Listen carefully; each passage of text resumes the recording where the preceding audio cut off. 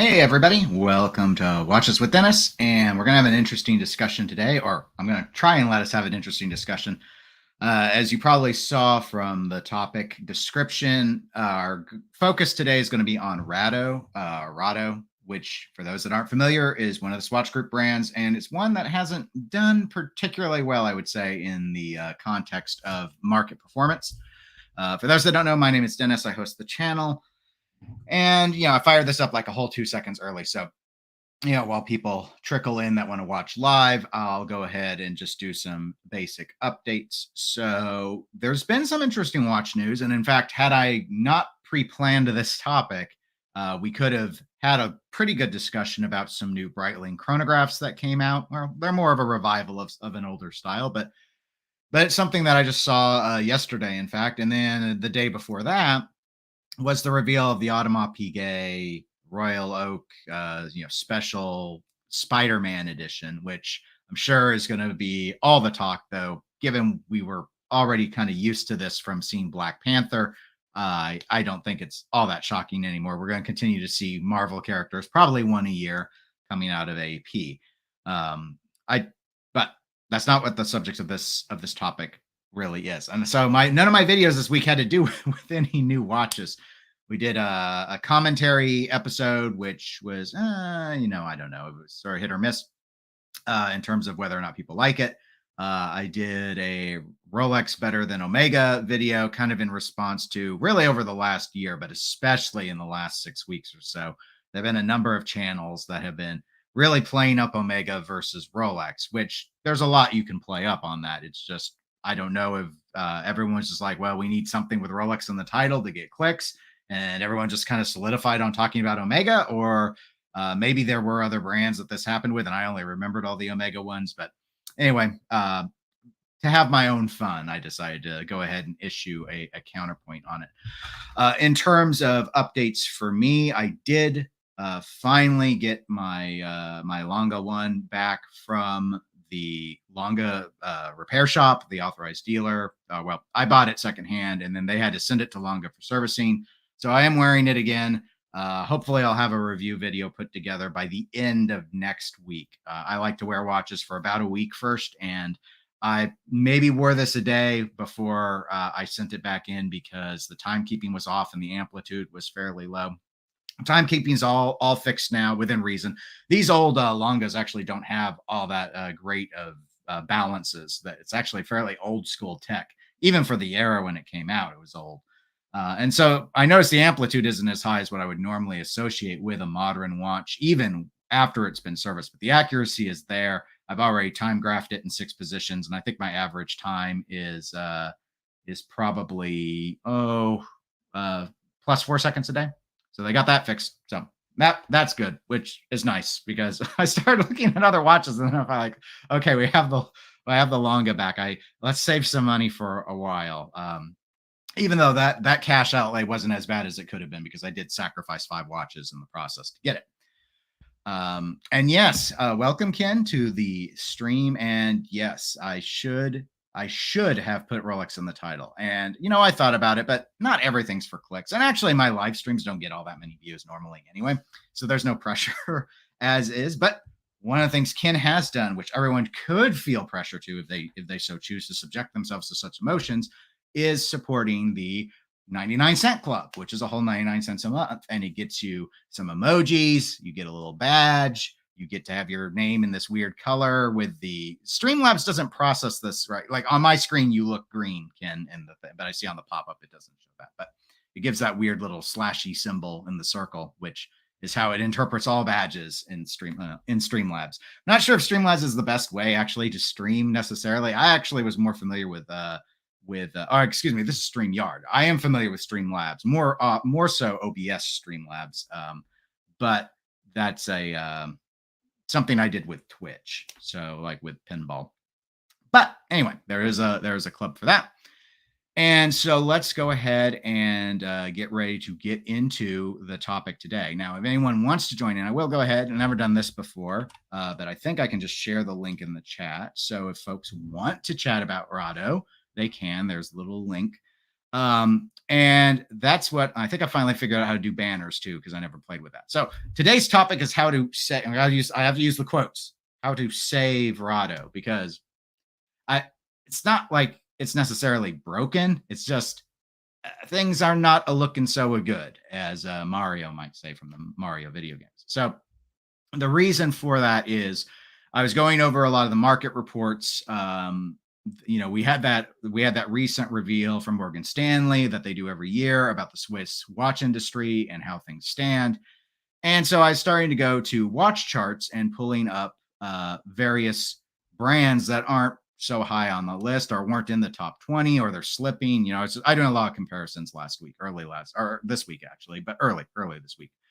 And this was one that stood out to me. Now, this is the 5-year trend for Rado. This is a market index. So this is what the average market price is for the top 30 Rado models traded secondhand. So bear in mind all of these qualifiers because obviously the methodology is key to understanding the data. But you can see what's happened here is Rado's average pricing secondhand has, for the last 5 years, just collapsed. And now, bear in mind, we're not looking at a $0 y-axis. So it's not as bleak as I'm using the air quotes on Rado, on save for Rado because of this. But you can see that it started the top 30 models back in early 2021. We're really hovering around that $1,700 mark. Really, it's like this is a $20 spread here on these two lines. So okay, 1,690. Let's be fair. 1,690.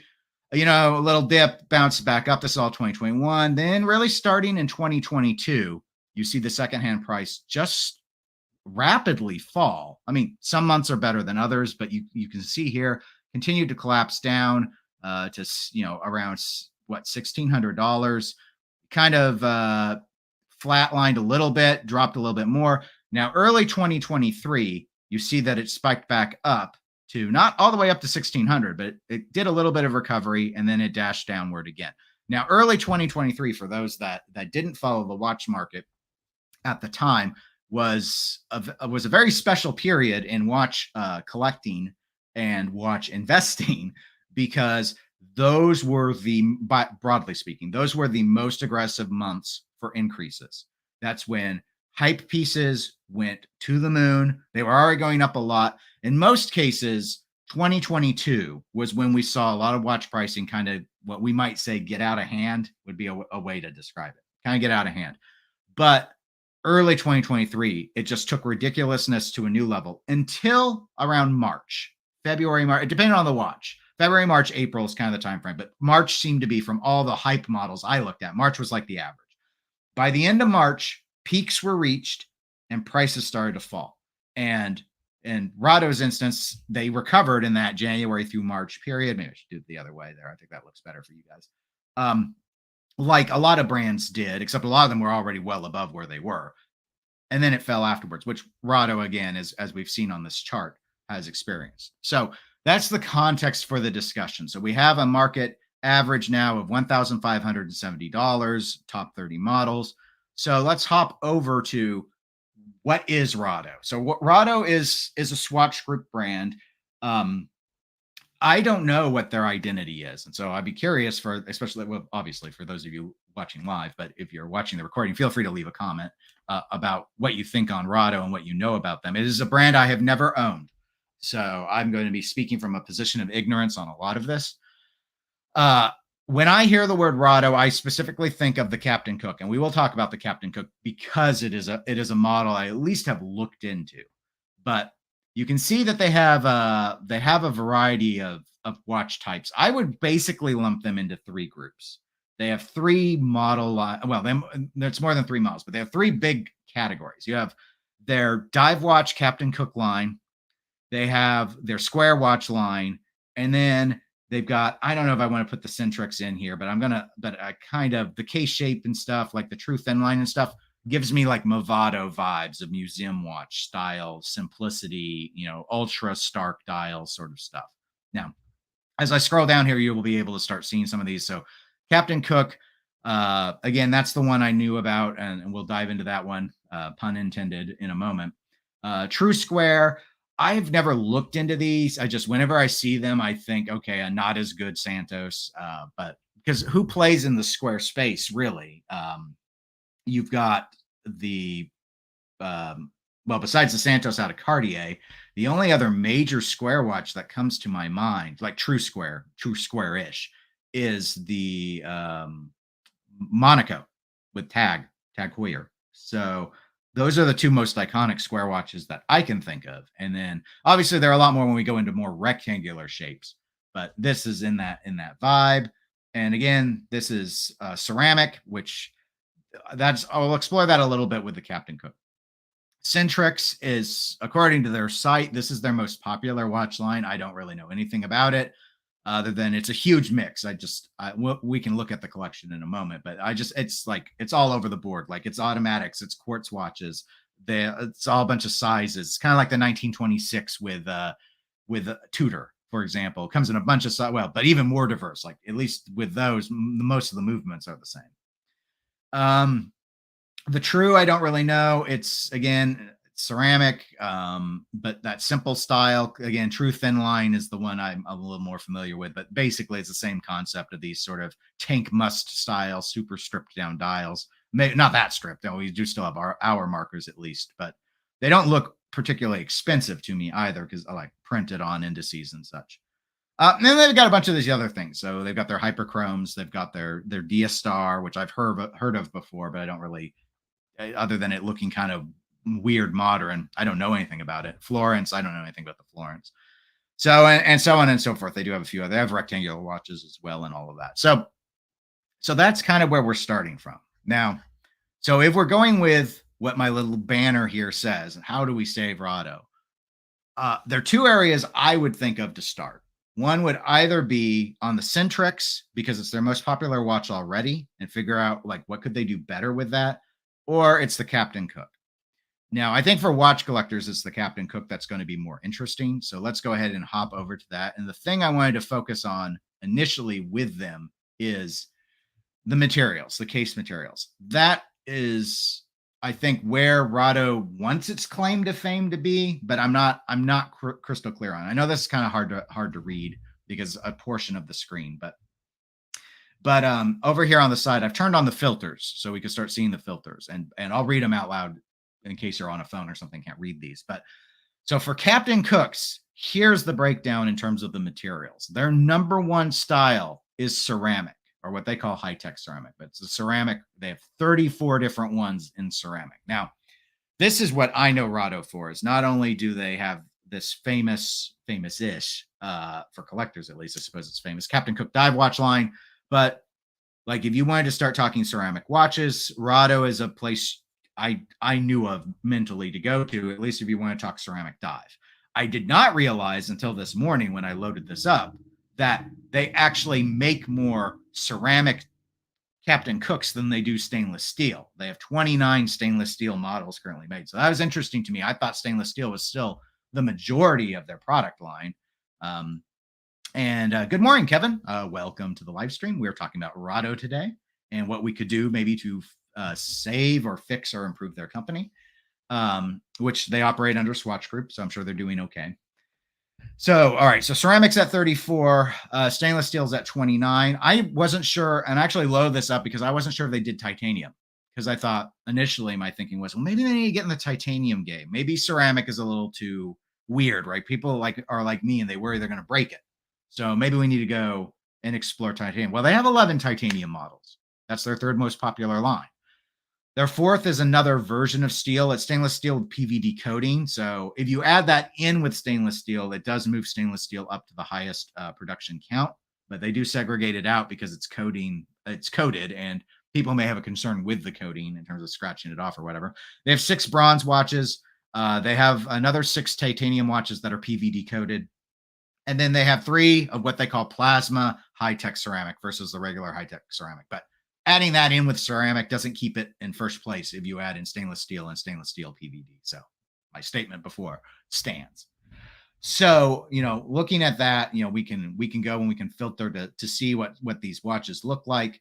And I think they're classically attractive. I mean, I suppose some people it all comes down to your taste, right? So some people are going to probably be frustrated that maybe that there isn't individual minute marking graduations on these bezels, right? They do them in 5-minute increments, even for the first 15 minutes, which, okay, I mean, some brands do, some fully minute it out all the way around the bezel. Some do the first 15 minutes is pretty common.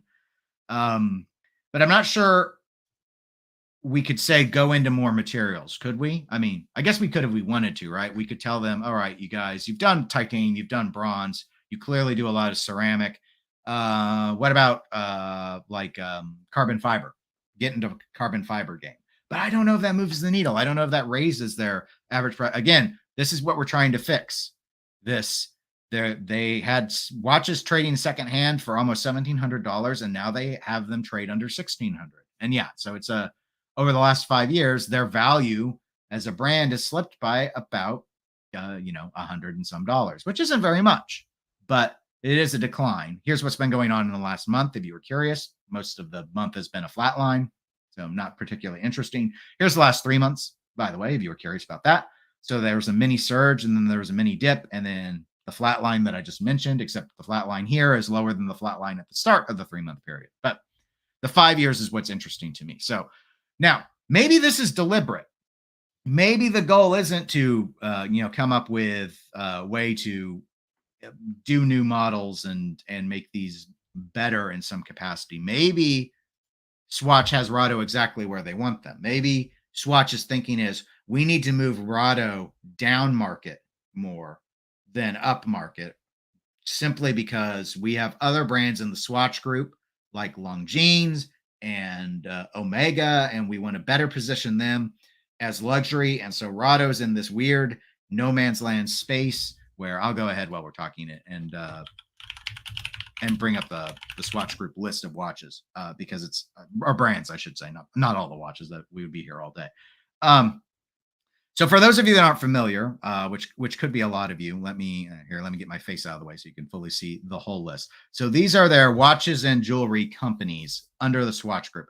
This actually, they used to have a pyramid, but this actually is basically in the pyramid order. So if you're curious, the top of the pyramid is Breguet, and the bottom of the pyramid is Swatch Group and Flick Flack, which are kids' watches. So this is loosely how Swatch sees themselves.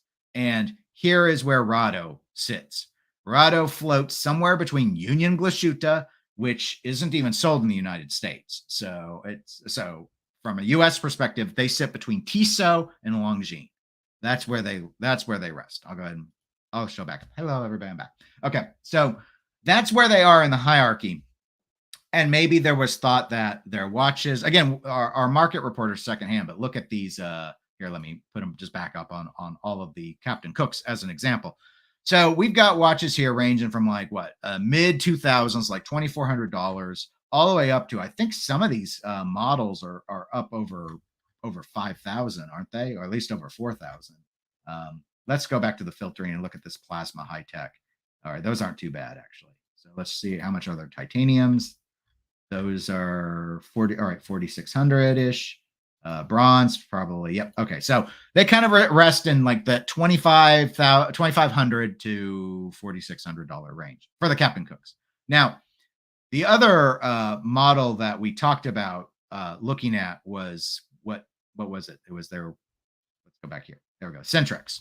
So let's bring up Centrex because that's the one that they say they sell more of these than anything else. This is their most popular line. And it's very diverse. So we've got gems on them. We've got quartz movements. We've got weird materials. We've got different sizes. We've got the same basic case shape, but different indice styles exist. So in terms of like filtering case material wise, these are all steel watches. So I think these are just going to be a lot more approachable. So I'm curious. Looks like if these filter pop-ups are accurate, these watches will range from $1,400 to $2,700. So that's where they're making most of their bank. But back to this. How do we save Rado? Is there no room for them to move up more because Longines holds them back? And I don't know if that's a valid theory or not, but I wanted to throw that out there for all of you because I struggle to come up. I sat and thought about this topic. Obviously, for I've had this scheduled for a few days, and I didn't have any good ideas, and I wasn't sure the chat would either. Because again, this isn't Rolex. People aren't really excited about this topic. It's Rado, but um, I don't have any great ideas because I'm not. They would have to. They need a hit. That's what I think it is. I think they need a hit watch, and none of this stuff feels very special. I think the specialist is that well, specialist is a person, but I think the most special thing that they have done as a brand is lean into ceramic on a more affordable price tier than a lot of other brands have bothered with. I mean, we could go to Hamilton in the Swatch Group and get titanium, for example, right? And we can get bronze at lower levels too. Ceramic, I'm not sure, at least not within the Swatch Group. So I think that's where the decision makers, like management, decided, all right, Rado, this is where you're going to stake your claim. But design wise, I struggle. Like I like the look of the Captain Cook, but it's not. Is it really very special? Like there's nothing particularly that stands out. I mean, there are other. Maybe that's true for every brand, but like the Omega Seamaster 300M has a very iconic look, and maybe that's because it's got that stupid helium escape valve that nobody likes, or maybe it's the weird shaped scallop bezel. I don't know, but it has a very distinct look where you glance and you're like, oh yeah, that's an Omega, and you know. With this, are you gonna really? I mean, I get it. Like the hands are different than what are on a Zodiac, for example, but the bezel's the bezel that it's the same sort of bezel we're used to seeing. We've seen lots of broad arrow hands from other brands. The indices, maybe the 12 and the 6 are kind of unique in this. It's almost a triangle, but they flattened out the end, so it's actually a four-sided shape. But the rest of the indices are your standard rectangles with lume. It's pretty generic. Like if you were to draw a generic dive watch, you probably end up drawing a Captain Cook and didn't even mean to. But it's attractive because generic. I mean, we who like dive watches tend to like the generic look, but you need something radical. So while my gut says do something in the Captain Cook line, my gut was also saying do some more special materials. But when you're already doing steel, bronze, titanium, and ceramic, and you've got PVD blends, I don't think adding carbon fiber and tantalum to the list is going to fix your problem. So that's not the solution, I don't think. True Square. Is there anything to be done in this category? Let me close some of these windows out. I don't. It's. Oh my gosh, I hadn't even clicked on this before. I didn't know some of these were so busy. Look at this. This is not good. Who buys this? If any of you in the chat buy this, don't tell me. I don't want to know. I don't really like this one. Okay, maybe end this line outright. Okay, so that's a women's watch, and maybe they're thinking for more of a fashion. Okay, it's really just this one with it's like these sunray bursts that then point to the minute. I don't know. Like some of these other ones with the horizontal stripes and stuff are okay. What are they? Is this a smartwatch? What is this? It's weird. What is this? Oh, it's an art thing. How do you tell the time? These are not for me. So obviously if there's a way to do it with the True Square, I can't tell you the answer because I don't understand what they're doing with that line at all. All right. So Centrex, ultra generic fashion wash style. I don't like these designs. Like I kind of compared the mix of options to what you get with the Tudor 1926, except like all the Tudor 1926s look good. These aren't bad, but some of them range from that kind of simple museum watch style like this with diamonds to, I'm getting Movado vibes, and I get that from some of Rado's other stuff. But I mean, this is what they have their most success with. So I guess they might as well just keep doing it and leave it alone. And maybe, a lot of these are small watch sizes, like under 30 millimeters. So that it may just be a really successful line that women often buy from, and that's fine. So it's accomplishing, I guess, what it needs to. But those watches don't sell for very much money. So they're not going to make a big difference on the market index. especially since these are the top models by transaction value. So I'm not even sure how many of those end up in the list, because like all the quartz ones are going to come in too cheap, I think, to really influence it. These more museum watch vibes, true thins and stuff. So thin watches are impressive until you find out that these are quartz, and then it's like, okay, so there's not really an engineering reason to be impressed by these. I don't know why we do true, thin line, and trues. Maybe get rid of the trues. I don't know if simplifying the line. They have more lines than I thought they would have. So hyperchrome was an interesting line that I wasn't initially familiar with, and I thought from the name, I initially got a dive watch read, but these are not dive watches, and I just made up. I don't know why I thought hyperchrome was gonna have. I think it's because I saw hyper and I thought hydro, and it's obviously not that.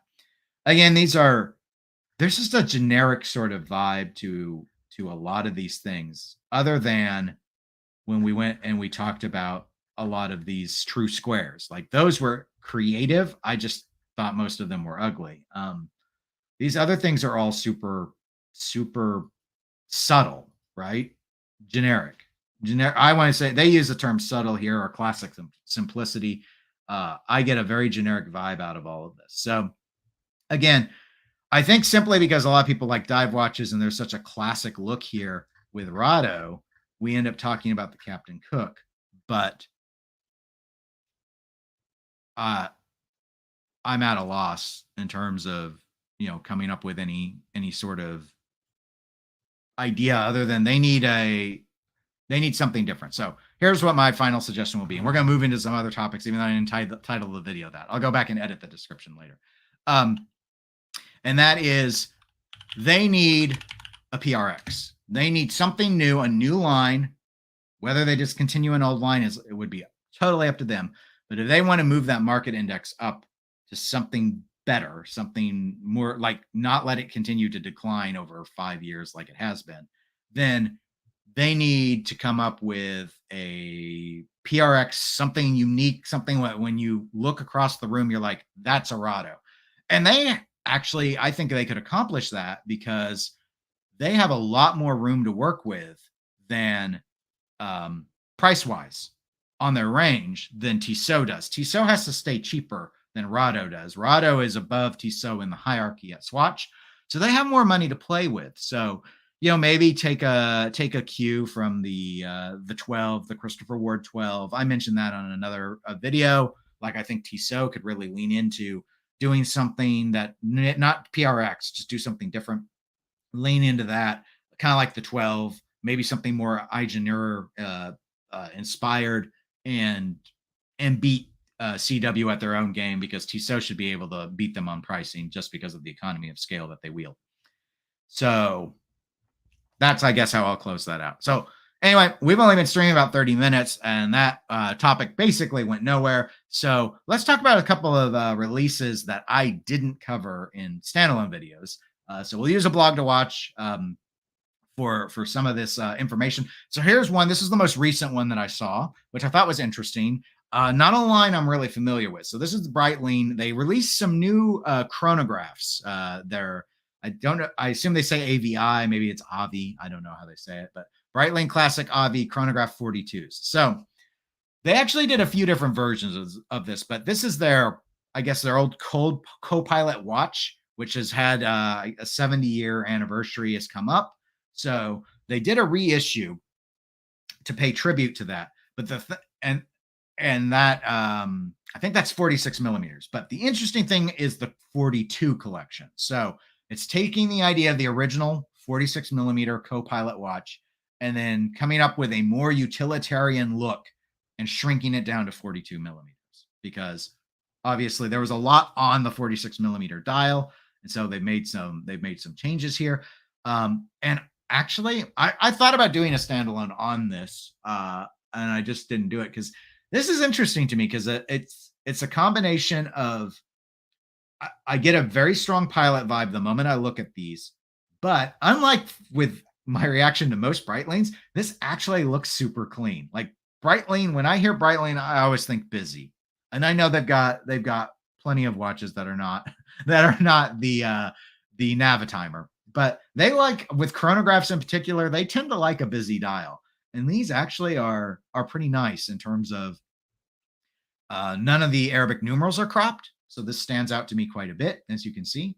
The subdials are cleanly defined, quite legible on the, 42 millimeters is still a decent sized watch. So I think it's going to be very readable. The minute marking track is really clean. The bezel is clean. Maybe my biggest problem would be the bezel almost seems overly simple, but you look at I like this one a lot. I actually like this one more. Obviously, the color match subdials are give you a different vibe, but it's still real easy to read. So yeah, I think these are pretty cool. I've never really, again, this is a new line, so I guess it makes sense that I never really looked into it. I've never really looked into AVI at all, but yeah, these are interesting. Now, price wise, what's going on here? So they start at $5,800. That's off bracelet. On bracelet, that's $6,100. They did make an 18 karat red gold version. Let's look at some of the pictures, and let's do the pricing first. That's 19,500, 38,200 if it's on a gold bracelet. Okay, well, I mean, that does add a lot of gold, but okay. So, well, let's let us cycle these photos. So these are pretty nice. I really respect Breitling as a chronograph company. I ain't paying $38,000 for that. It looks nice though. I do like red gold, pink gold, rose gold, whatever you want to call it. It is a gold that's grown on me with its softer tones. Actually, I think back in high school when I was I got a yellow gold class ring, but I did look a lot at the rose gold ones because I don't know, I just found the softer color was it didn't really ultimately matter. I wore the ring for like 2 years and I lost a bunch of weight and didn't fit anymore anyway. But we're not here to talk about class rings. We're here to talk about watches. So yeah, overall, I think this is a big win for Breitling. Breitling, incidentally, we don't need to load up their watch charts chart. Breitling has been doing gangbusters. Holy cow. They've been making all the right moves lately. And I think this is yet another one. I have been looking a lot at the Navi timers. I was looking at the non-chronograph ones, which are still busy, but they're a lot cleaner because they don't have the subdials to deal with. They don't have the chronograph aspects. And the price comes down significantly. But these AVI watches are making me think back into chronograph realm. Because I did like, like I forget the name of their line where they like the pistachio dial watch, which I thought looked like baby puke at first, but it grew on me a little bit. But they do the number cropping and stuff, and I couldn't get behind the dial. The dial layout on those is just a little too not my style to want to bite on. These do have a good dial style, so I like that a lot. So I think that's a good watch. Definitely, maybe I won't do a standalone on it. I'm too tired. I was thinking I probably should have though. Oh, there'll be other YouTube channels are going to do it. Dennis. Don't worry about it. So let's do a watch style type that Royal Oak concept that I have done a video for before when it was Black Panther. And I didn't want to do it again. I didn't want to talk about it again in that context, but let's talk about it here. So Royal Oak concept. This is the Spider-Man version. So you might remember the Black Panther watch came out. Was it last year or was it 2 years ago? I thought it was last year, but I guess the partnership dates back a couple of years. So Marvel's teamed up with Audemars Piguet, and they've been doing these Royal Oak concepts. This is the second one. Limited runs, ultra expensive. Obviously, it's AP. It's already an expensive brand. Royal Oak concepts are already really expensive watches in general. And so the main noteworthy thing this time, well, there are a few. So the Spider-Man, just like the Black Panther figure, if you haven't seen that, go ahead and check that watch out. There's plenty of video and photos of it out there. It's white gold engraved. The figure is so, and I think they said something like it takes 50 hours to make this character. So they cut it and then they engrave it, like laser engrave it, and then they do some hand finishing. It's actually CNC cut, so don't think like someone chiseled out Spider-Man by hand. They didn't do that. There's only so much you get for $200,000, guys. So but they loomed the eyes, which is really cool. There'll be a photo of that here in a bit. And so basically you get a three-dimensional figurine that represents the watch. Flying tourbillon. Well, is it flying? I thought it was. All right. So here's a picture of it with the loom. Can we zoom in? I think we can. Yeah, there we go. All right. So that's, I mean, like as a watch, it's a cool idea. Pretty legible. Not in terms of minutes, because there's no minute track, at least no minute track that's glowing. Royal Oak concept. Here's the back shot of it. Skeletonized format. That's kind of what they did before too. These concept watches get a little bit more creative. Comes with a couple different straps. That's why you see the two side-by-side pictures, and otherwise probably can't identify anything different. It's just one's a red strap accents and one's got gray strap accents. And yeah, so I think they're doing another auction one as well with I don't know if it's gonna be, oh, okay, I guess it's this. So they're like doing a Venom suit, right? The one where he's in black. So the Venom, this is an auction one. So this one's gonna go for like over $1 million. So not particularly interested in talking about the symbiote looking version of the watch. So what, 3 hertz, 72-hour power reserve, 6 o'clock tourbillon. I'm not sure if it's flying or not. I can't really tell from that. Maybe it's not. It doesn't look like it's floating. Love this line. Haters gonna hate. I think, all right, so it's 195,000 Swiss francs. That's going to be around 215,000 US dollars. Overall, I would say this is an improvement off of the Black Panther watch. I think the problem with the Black Panther watch, without going into, all the debate about should AP, a Holy Trinity brand, be partnering with a comic book company, which there have been plenty of those debates that happened last year. Saying all that aside, the problem with the Black Panther watch was the amount of purple on it. And I mean, it was a strong purple. We're not talking like the red grape oyster perpetuals that Rolex used to do. We're talking about a instead different Hey Ken. Hey Dennis. Yeah, I got to a topic you cared about. No, what? We're done talking about Rado. Come on, what's going on? I was getting excited. I saved it. I already fixed him. Rado's better now. They need a PRX. That's what, and now we fixed them. So now we're talking about Spider-Man Royal Oak because I needed a filler topic that was more interesting. So we're talking about how this is a great deal. You've probably got one on order, one of the 250 pieces. Yeah, I'm on the list. Yeah. It'll come in a week or so for me. And I was praising it over the Black Panther because they decided not to use purple as a primary color scheme, and red and blue, and people like Pepsi's. So this is, now Tony would hate this watch if he was seeing this stream because of all the Pepsi. But incidentally, because I know Tony so well, he does not like Spider-Man as a character. So this would be. So why not? You know what? I don't know what. I think something may be wrong with him, but like, maybe it's just because like Spider-Man for a long time was Marvel's only character, so that anyone ever talked about.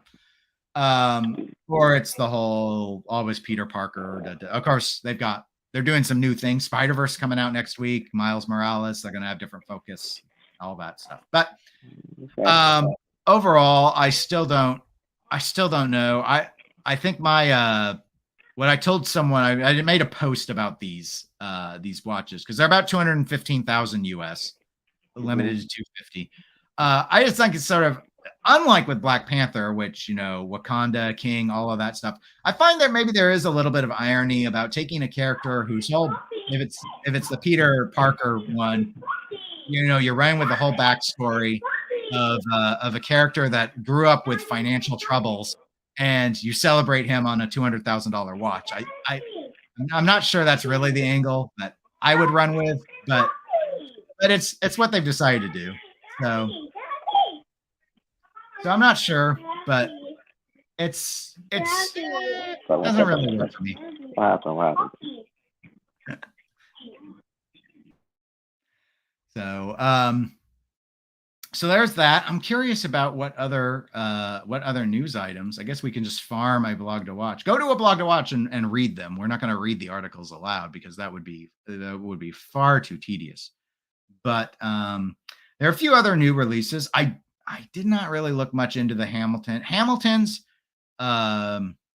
Were, and I put you on mute so you can unmute yourself when you're ready. Oh, sorry. Yeah, I was just dealing with my daughter for a bit. Yeah, I mean, yeah, this AP Spider-Man. I mean, it's going to be so much more. I mean, it's obvious. It's going to be so much more collectible than the Black Panther. And I don't know the current market price now of the Black Panther. I mean, I know it was trading for at least like double, triple retail when it came out, just because it's AP and it's rare. But I mean, you have to think Spider-Man is Marvel's number one character, probably by far. It's like Spider-Man. So you have to think this one is going to be like, super collectible by just not only watch collectors, but comic book collectors. I mean, I'm curious. I was always curious why they came out with Black Panther first and not something like Spider-Man or, like Wolverine or something like that. But yeah, I mean, obviously whoever can get it, it's going to be hot, no matter what. Yeah, looks like the Black Panthers are listing from upper 300,000s to low 400,000s. Okay. So 2x-ish, I guess, if they were. I don't remember the price, but if it was around the 200,000 point of the Spider-Mans, that could relate to it. Yeah, I don't know why they started with Black Panther either. My only working theory was, especially now that we've seen the Spider-Man watch and how it looks, is there wasn't really any color on the figurine because he was all in black. So maybe they thought it would just be easier for them to test out their CNC cutting and their laser ablation and not have to worry so much about the paint job. Whereas on this one, they did have to probably do more finishing by hand to ensure that the coloring worked the way they wanted it to. But that's a blind guess. I still think the answer here is with the tourbillon is they need to be doing like Captain America and have his shield be the tourbillon. I think they're going to keep sticking the That was my biggest thing with the Black Panthers. I didn't understand, like the tourbillon didn't fit in thematically with the integration, and the Spider-Man's no different. I think that's just we got to stick that in because watch collectors are going to want to say that this is worth $200,000, and it's like, well, it's AP and it's limited to 250, so that's why it's worth 200,000. You don't have to actually have grand complications in here, because the watch is silly other than this. So but I guess it's AP. They got to do what they got to do. But yeah. I think it executed a little bit better than the Black Panther. The Black Panther had there's a lot about the look. You notice they avoided this time around sticking the hands directly right on the crotch of the character, put it off to the side a little bit because that was a great thing too that people have. We're like, really, guys? But I think they were just worried about symmetry at the time. So yeah, that's an interesting one. I briefly touched on these. I didn't know if you looked at the new AVI line, the 42 millimeters that Breitling dropped, but I actually really like these. A lot cleaner and now wearable because 46 millimeters that's pushing it for a lot. I get it with chronographs. We tend to run larger, but 42 millimeters on a chronograph is not small. So, I'd never really looked at these before, the historic AVI line, but this, of course, is their $35,000 gold one. But saying that aside, which I do like because it's rose gold, but the super clean dials, it's not busy like the Navitimer is. Legibility is still really strong on they've simplified the 42 millimeters versus the old. I think they've got a picture of what the classics looked like, the big uns, because they've done a reissue of that. But yeah, I think it's a win. But Breitling, I don't know that other than I'm not a big fan of what they did with the hands on the Super Ocean, but as a company, they're doing great lately. I mean, they've really climbed up those Morgan Stanley charts, and it's no longer the old days of I remember when they, the market got flooded with all the old Breitlings because new management came in. And it's like, we got to dump all this stuff. It's trash. No one wants it. Everything's Bentley sized and all of that. So these are nice. I didn't feel strongly enough about them to try and like do a standalone piece on them, but Yeah, I think Breitling popping up the charts. It's a very it's a popular brand with non-watch enthusiasts. I always thought, like how like we're all like all over Tudor as right. watch guys, but I know a ton of people with Breitling and they have Breitling, but they don't know anything about watches really, but they just love their Breitlings and here where I'm at, there's like at least like 3 or 4 Breitling boutiques. I mean, they're like huge ass stores with their own stores in malls or their own stores in the shopping districts. So they have a lot of, I mean, they have a lot of real estate backing them, and I think they're able to get to the typical consumer more than a lot of these other brands. Yeah, I think that's true. Tag is another brand that makes me think that, at least in the past, like they used to do a lot of marketing, a lot of billboards, and there are a lot of people that I think got into watches or maybe even still get into watches through Tag Heuer, and just like this idea of, oh yeah, no, this is a luxury watch, right? I see all these brand ambassadors and everything else, but yeah, Breitling is, they moved up into 9th place on the Swiss state of the industry hierarchy in terms of value of sales, which, I mean, I think they've jumped up over the last 5 years, something like 4 or 5 positions. They were near the bottom of the top 20, which isn't a bad place to be. But I mean, obviously at this point where they've gone up above Vacheron, which Vacheron's made some moves too. Like most of these are up. Longines is down. Most everyone else in the top 10 either has just recently moved up. They might have been in the top 10, but they've improved their position there, or they've moved themselves into it. Other than the top 4, which are kind of flat equal. But Omega, I think a couple of years back was above Cartier. Cartier has displaced them as of this latest.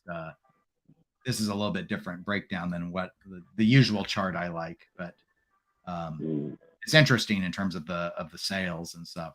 I don't know. Swatch is where, and that's part of the reason why I did the Rado focus today. Was Swatch is a weird one though, because they've got, like, as an overall company, I think they've been making more mistakes than Richemont has. Richemont in the past had done a few blunders, like when they years ago, and this was back in 2008 crisis, where they actually cut their prices, and there was a ton of blowback. Like they cut their retail prices. It depended on the brand, but by about 8 to 12%, I think. And there's huge blowback. Is how do people feel when they go in and buy something and then the actual list price dropped by 10%? Yeah. But Swatch, they did their moves with the whole ETA thing and restricted it. And then there was actually, I think it was a Blog to Watch had a piece on this. And it's like, okay, well, they took away all the ETA movements from their competitors, then the Swiss government weighed in on how long they had to still provide them.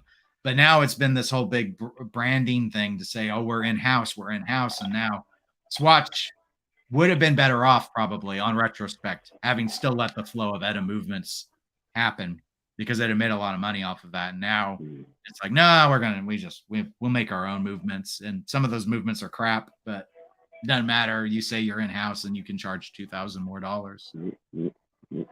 It's a weird time. It's a weird time. Yeah. My friends have been getting called for Rolexes. I think those are starting to pick up, especially the new releases. I know a guy that, like, I introduced him to my AD, and a couple of days later they offered him an Explorer 40, like right off the bat, as like a first watch. Oh wow. I'm like, why the fuck didn't you take it? And he's like, oh, I didn't want to seem like a flipper. But then, like, after chatting for a little, he probably had second thoughts, and it was probably a little late. But Explorer's never a big deal. I mean, I feel like they're going to come out with a ton of those in time, just like the 39 and the 36. They'll be everywhere. Yeah, no, I expect the Explorer line, Explorer and Explorer 2, to probably start becoming more readily available. Those were I never mean, historically hard watches to get. no, I turned down the Explorer 39 at least 3 times from ADs, and yeah, I probably regret it, but you know, but I feel like, yeah, it'll be always there. It's like such a common, it's like the common of the sports watches. The Explorer 1, Explorer 2. What else is available? Shit, I've seen a lot of the new GMTs, the Guinnesses, the black and gray bezels. They're coming online. They're coming online. They're dropping fast. Start off maybe around 30 on gray. Now they're in like the low 20s. So I expect those to drop just probably pretty much the same price as the root beer in time. Maybe as soon as this year or next year. Yeah, I'm still curious to see what will happen with the redesign on the Daytonas versus the old ones. Yeah. Because obviously, most of the for the time being, the new ones are going to be in shorter supply. But as more and more people have looked, general reaction does seem to favor the aesthetic look of the older Daytona. So you would think that would drive those up and maybe keep the newer ones trading less. I don't know though, because the supply issue has never been great on Daytona has always been a tough one to get ever since it got popular. So I think it'll do fine for him because it's still Daytona. But as I've looked at it, there are things I like about the old ones more, and there's some stuff about the new ones I like better. But I think, like, if I were to just pick, I like the old one a little more. It's there's just the subdials and stuff. The way they laid out the new ones look a little weird, a little thin, a little anorexic. But I'm not in the market for those. I did, now that I'm on the list, to officially on the list, I'm curious to see how long it might be before I'm offered a no date sub through the local dealer. I did ask them like what their policies were on that, and it was very focused on just selling to people who actually live in the area. They said there's no buying history expectation making it. Okay. Well, he's your local, so you live in the area. Yeah. So I didn't put myself on the list in November, but I did this month. So Okay. they just said email every couple of months just to let us know that you're still interested. Yeah, pop in if you're in the area. Yeah. And they're like, other than that, yeah, they just noted it is a relatively popular model, just the subs in general. So the list has a few people in front of me, but they had said that they just gotten in a no date that day and called someone else up further up the list and who said they were going to come in and buy it. So Sure. okay. All right, you'll get the next one. What I'm curious about is this Yachtmaster 42. On that one, I haven't heard a peep of anyone gotten any one of those. So it probably hasn't even really been released yet. Yeah, but I hear it's going to be short numbers, really small numbers, from what I'm reading. So be interesting what that comes out. Yeah, I think that one's gonna go for a lot on gray. I just a Yachtmaster, fuck. I mean, who would have thought? But I think a lot of people are really curious just to get a hold of a wearable titanium watch from Rolex, and that's what it took to have it done. So it's like, okay, 42 millimeter. Let's get excited about it. I mean, and that it looks so sub-like in its coloration and stuff. I remember there was a time where people would push Yachtmasters as alternatives to subs. If you didn't need the water resistance, just get the Yachtmaster and you got some cool looks. I mean, I kind of like the 40 with the blue accents that they've got. Which if I go to their, I think they still make that one, the bluish one. That's still around. Mm-hmm. Yeah, I mean, I always thought that looked kind of neat, but granted, it's because it's got the sunburst dial, and I really like sunburst a lot, and I did have an OP that was sunburst like that. It was in green though, but yeah, no, I don't know anyone who's been able to get a hold of one of these RLX titaniums, and I have no idea, but I bet you it trades for at least double. So yeah, at least off the bat. I mean, yeah, Right. in time.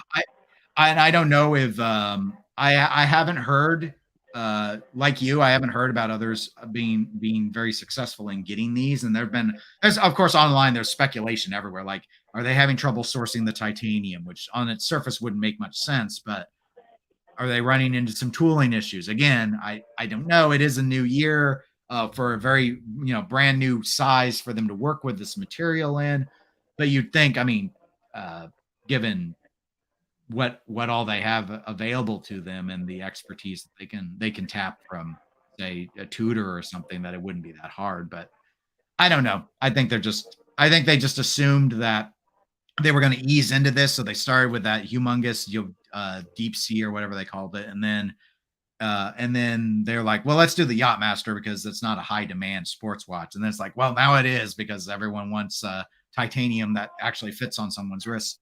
And so I think they probably underestimated how many to make. And I've heard they are up now to 1.3 million watches a year in the production schedule. But how many of those are this? I don't think it's very many. So yeah, it's an odd one.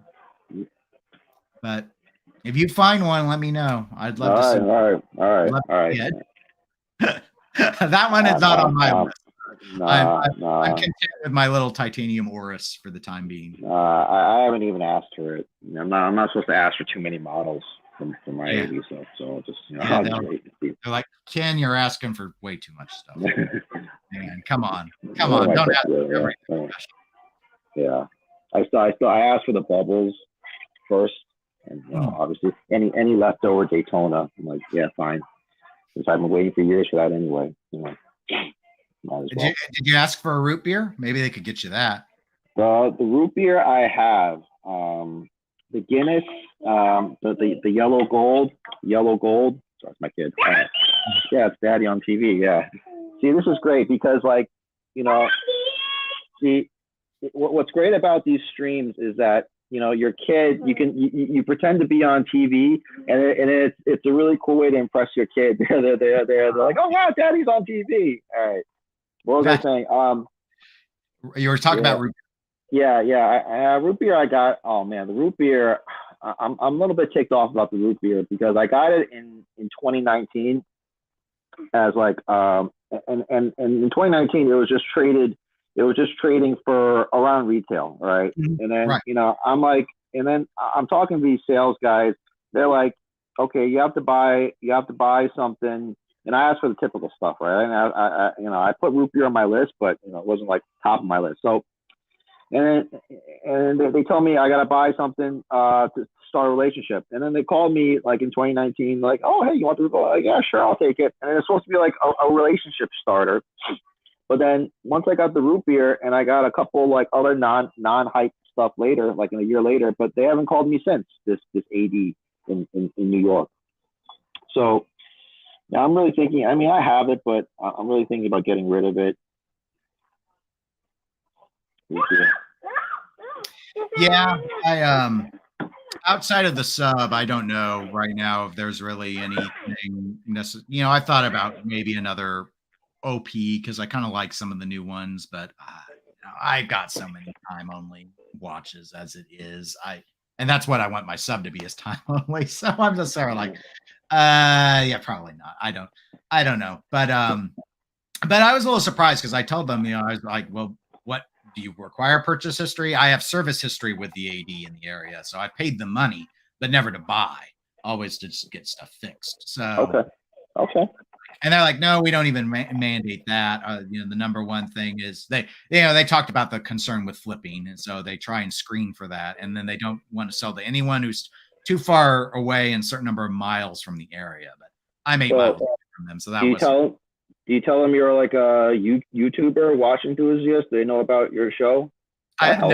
No, I don't. Though it was interesting when I bought the Longa, the Watchbox guy who contacted me knew about my YouTube channel.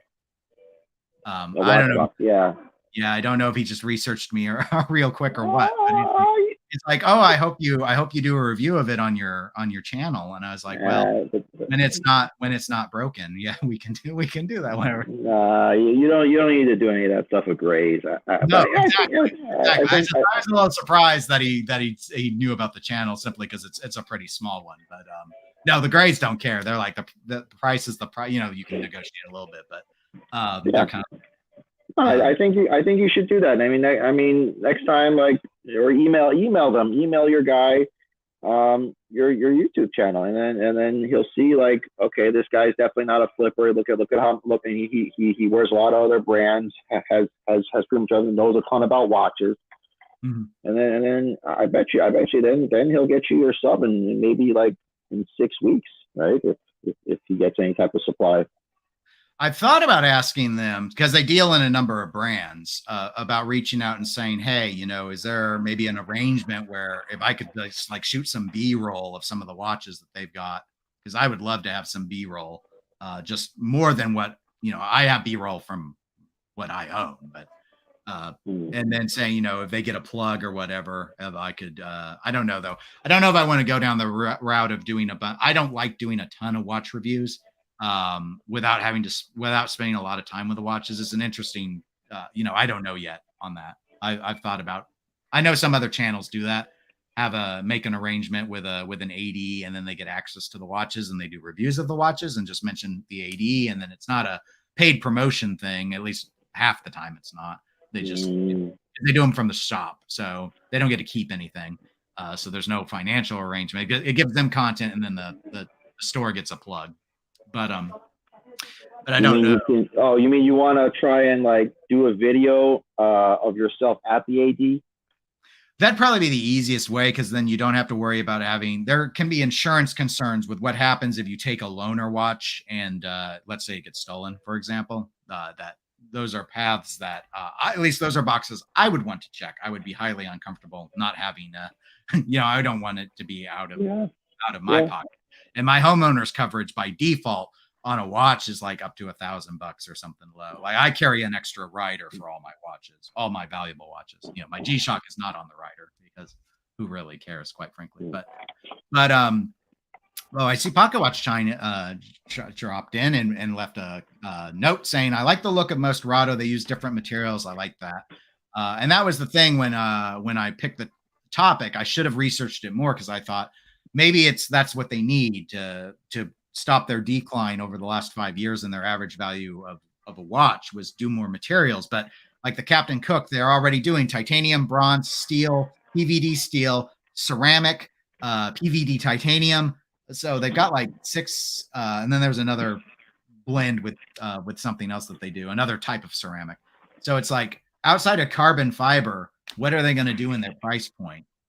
And they're not tantalum. I couldn't come up with a new material. I don't think they can material themselves out of it. They're already they are the go-to affordable luxury ceramic watch company that comes to my mind. Yeah, this is not enough for them. I think too much of their stuff is this museum watch looking. I mean, most of what they sell is in their quartz line, so it's just not. I don't. I like that they do that. I'm just not sure what else you do other than say they just need something iconic, because the problem I think with the Captain Cook is it looks nice, it looks generic. Yeah, it's the same cheap sub copy. But I mean, that's who they are. I mean, they're above, like you said, they're above Seiko and Tissot, but they're still like your typical. They're still like a Macy's brand, department store brand, and mall store brand. That's hype. Now that's interesting. I'm not familiar with tungsten as a watch material, so I can't. I'd be highly ignorant to speak much on it in terms of, this. They've leaned. Yeah, it's high tech ceramic. That's their other type. They got 2 types of ceramic that they talk about, at least with the Captain Cooks, and I know they do ceramic like on their true square watches as well. But when I went and you go and you filter by their case materials, they got all. I didn't realize they were so ceramic oriented. They actually do more ceramic than they do steel, until you count the PVD steel. If you add those together, steel comes out on top. They've got this plasma high tech ceramic, which isn't particularly pricey, Like all of these watches are kind of in the $2,400 to $4,600 range on the Captain. But most of the rest of their lineup is ultra generic looking. Once you get past the squares and the Cooks, which the Cooks are pretty generic looking. Like Centrix is their most popular line. There's all these museum watch style. These are all quartz. So that they're thin is not impressive to me. Because who can't make a thin quartz watch? I just, no, nothing. Like they just don't have a model that stands out. And when I talk to collectors, the only one they bring up is the Captain Cook. But again, it looks like every other dive watch. It's like let's take our handset from Breitling, and let's take our bezel from Zodiac, and let's take our indices from Rolex and whatever, I don't know. All right, Dennis, I gotta split, but I just thought I'd keep you company, and maybe have someone to chat with instead of yourself. But I need to end as well because I need to go get lunch. So everyone tuning in live, thanks a lot. Thanks, Ken, for joining in. Everybody, take care. Have a good rest of the week. You too. Bye. Bye. Bye.